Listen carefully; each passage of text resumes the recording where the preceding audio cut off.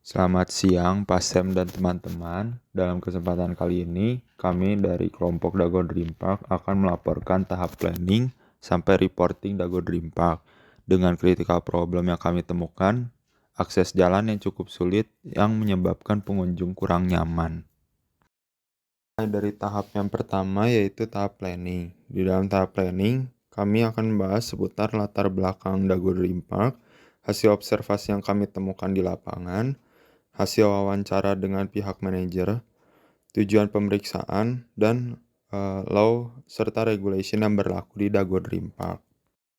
Pertama-tama kami akan membahas seputar latar belakang dari Dago Dream Park.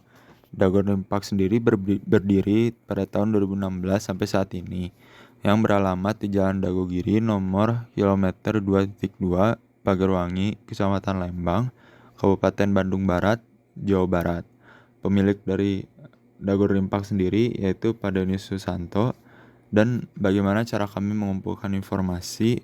Ada 5 tahap. Yang pertama, melakukan wawancara dengan pihak Dago Dream Park. Yang kedua, observasi Dago Dream Park secara langsung dan kepuasan pelanggan dari review yang diberikan. Yang ketiga, membuat kuesioner untuk masyarakat umum mengenai Dago Dream Park. Yang keempat, menganalisa kebijakan atau peraturan yang diikuti oleh Dago Dream Park.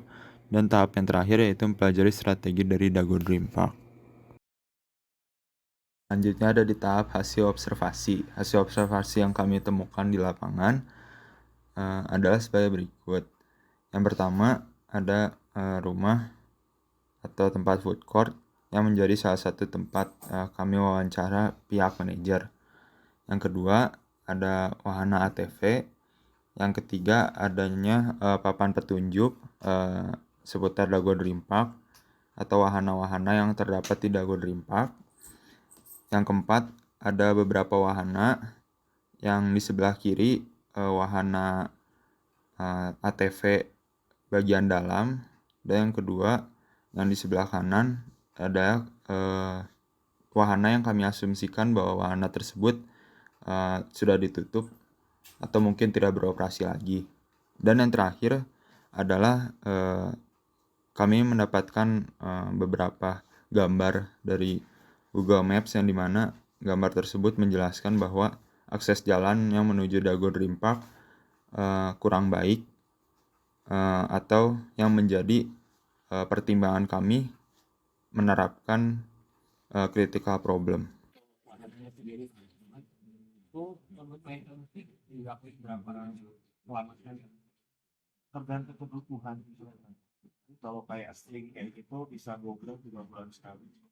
Kadang setiap bulan tuh ada oli ya, oli kasih oli supaya tidak haus gitu kan. Terus ya kayak mobil, kalau mobil warna mobil ya setiap bulan pasti itu ganti oli.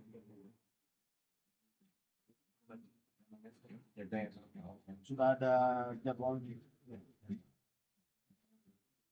Ini program appointment dari pihak Dago dari mana atau kayak dari luar dari sendiri harus sendiri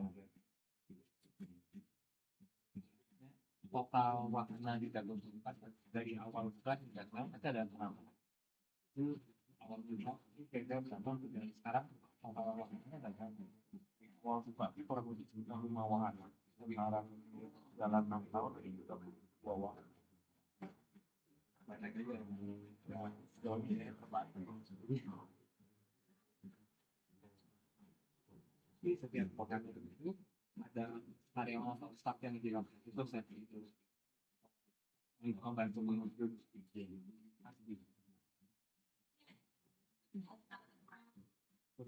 wahana kan di itu ada 3 segmen yang misalnya yang paling ramai sama yang paling kurang peminat wah berat sekarang. Oh, jadi 3 tema jadi ada temanya. 3 tema kan warna foto, offroad sama outboard.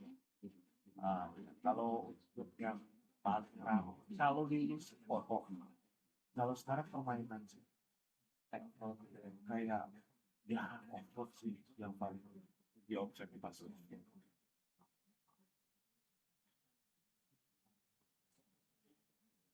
Nah, gue lihat di saya kelas sampai 25 menit, kelas ini saya itu jarang kan wahana satu ke wahana yang lain kan beda gitu.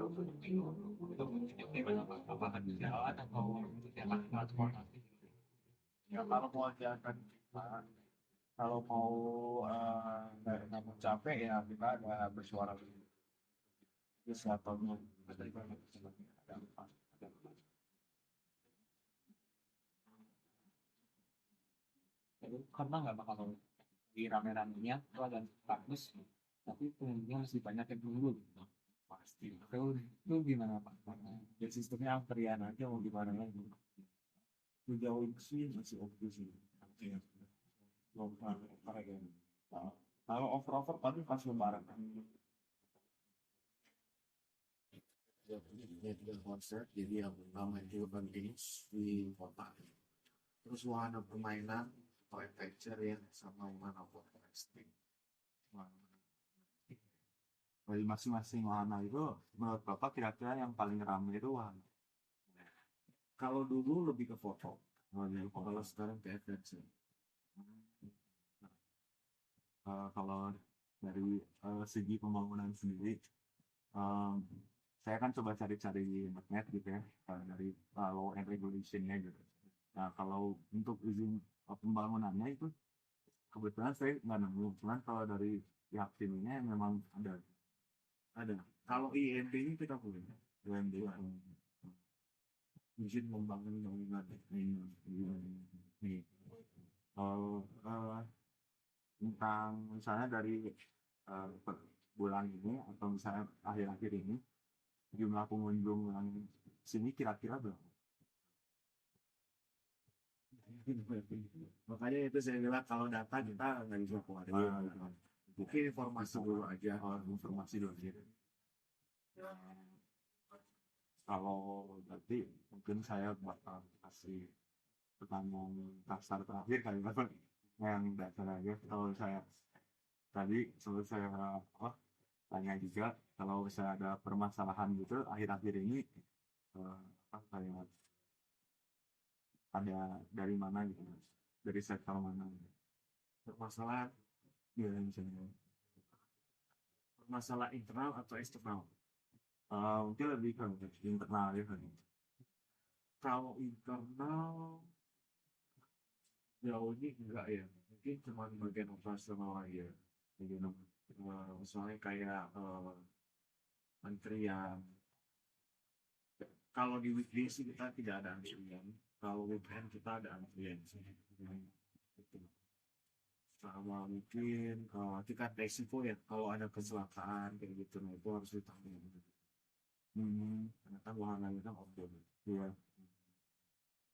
Mungkin kalau tadi ya yang menjawab pertanyaan sebelumnya kalau untuk data kalau kita data real kita nggak bisa kasih unsur angka kayak gitu cuman mungkin lebih ke kenaikannya berapa persen apakah ada kenaikan atau penurunan dibandingkan 3 bulan sebelumnya misalnya dalam 3 bulan ini apakah ada kenaikan setelah lebaran itu pasti turun semua trennya seperti itu turun dari Agustus kemarin Agustus September ada kenaikan terus sekarang per bulan kurang lebih sekitar 10-20%.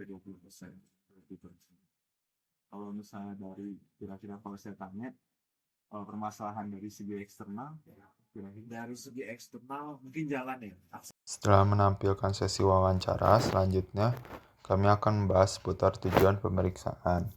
Tujuan pemeriksaan yang kami dapatkan dari pengamatan akan Dago Dream Park.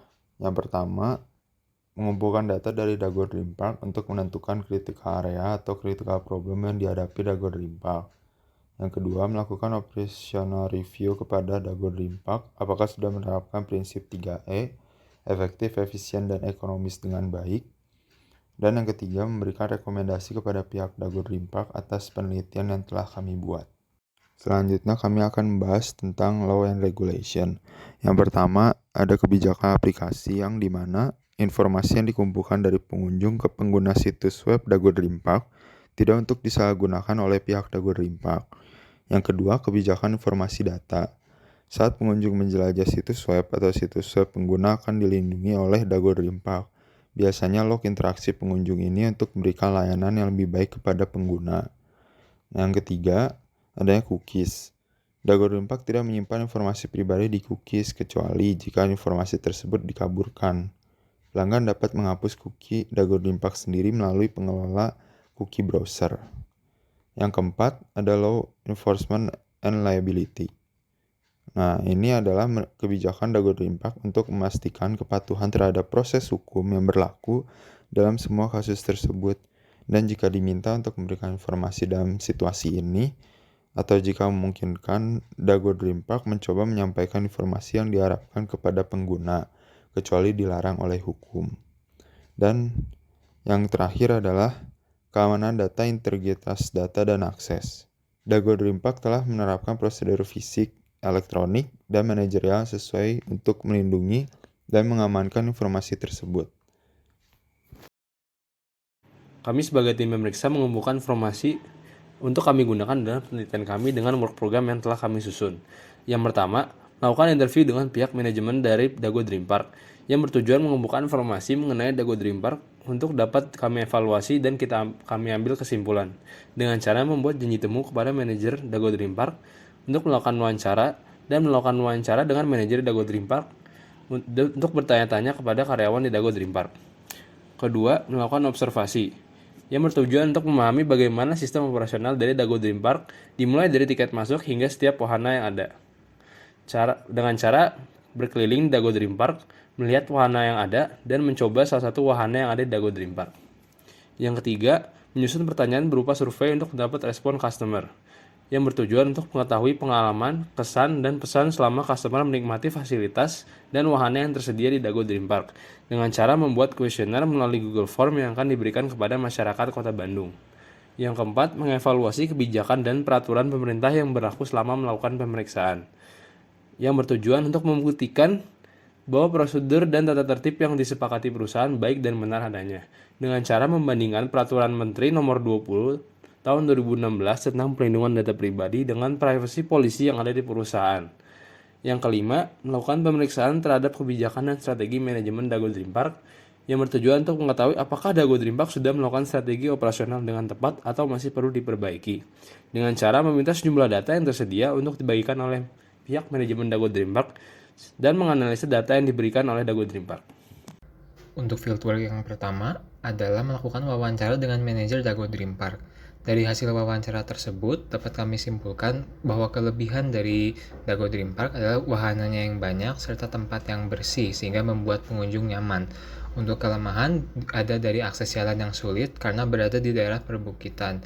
Dago Dream Park juga menggunakan berbagai strategi untuk mencari pelanggan baru dan mempertahankan pelanggan lama. Kelebihannya adalah mengalami perkembangan yang pesat dibandingkan sejak awal buka, dengan memiliki 3 tema, kemudian melaksanakan evaluasi baik dari kinerja karyawan hingga review dari pengunjung, serta menyediakan bus untuk yang digunakan pengunjung. Untuk kelemahannya adalah loket masuk hanya ada 1, kemudian semakin banyaknya pesaing, kondisi tanah yang curam sehingga Dago Dream Park harus melakukan survei terlebih dahulu. Fieldwork selanjutnya adalah observasi Dago Dream Park secara langsung dan kepuasan pelanggan dari review yang diberikan. Berdasarkan hasil observasi kami dapat menyimpulkan beberapa kelebihan dan kekurangan. Untuk kelebihannya, Dago Dream Park memiliki banyak wahana, suasana tempat bersih dan sejuk, banyak tempat foto yang bagus bagi pengunjung, serta adanya tempat parkir di Dago Dream Park yang cukup luas. Untuk kelemahannya adalah jarak antar wahana cukup jauh sehingga harus berjalan jika tidak kebagian bus. Kemudian tidak banyaknya tempat duduk yang tersedia, adanya area yang tidak memiliki penerangan, kemudian durasi permainan wahana kurang sebanding dengan harganya. Yang terakhir, tidak ada keterangan apakah wahana sedang tutup atau buka. Untuk fieldwork yang ketiga, kami membuat kuesioner untuk masyarakat umum mengenai Dago Dream Park. Dari hasil kuesioner tersebut, kami dapat menyimpulkan kelebihan dan kelemahan dari Dago Dream Park yang mirip-mirip dengan sebelumnya. Kelebihannya adalah wahana yang ditawarkan ada banyak, tempat yang bersih dan sejuk, pelayanan karyawan yang cepat dari Dago Dream Park. Sedangkan untuk kelemahannya, ada akses jalan yang sulit ditambah kondisi jalan yang curam, harga tiket masuk dan wahana yang relatif mahal, kurangnya pengamanan saat masuk seperti pengecekan tas, dan loket masuk dan tempat duduk yang terbatas. Selanjutnya adalah menganalisa kebijakan atau peraturan yang diikuti oleh Dago Dream Park. Kelebihan yang kami dapatkan yaitu pengambilan data pribadi pelanggan dilakukan dengan persetujuan pengunjung, dan pelanggan dapat mengedit data mereka sendiri. Data pengunjung tidak dapat dilihat oleh pihak luar, dan terjaminnya data spesifik hanya untuk pihak tertentu sesuai persetujuan pihak Dago Dream Park. Data yang disimpan juga dapat digunakan untuk proses hukum apabila terjadi tindakan melanggar yang diharuskan melalui proses hukum. Untuk kelemahannya sendiri, adanya resiko data diretas oleh pihak yang tidak bertanggung jawab dan membutuhkan biaya yang cukup tinggi untuk mengamankan data tersebut. Untuk fieldwork yang terakhir adalah mempelajari strategi dari Dago Dream Park. Kelebihannya adalah pengunjung ditawarkan berbagai pilihan paket untuk menikmati wahana, kemudian dapat memesan tiket secara online. Selanjutnya, dengan adanya kerjasama event, masyarakat lebih mengenal lagi akan Dago Dream Park. Kemudian pengunjung mendapatkan potongan diskon untuk mencoba wahana baru. Untuk kelemahannya, sistem pembelian tiket online kurang efisien karena pengunjung harus mengantri untuk menukarkan tiket online dengan tiket fisik.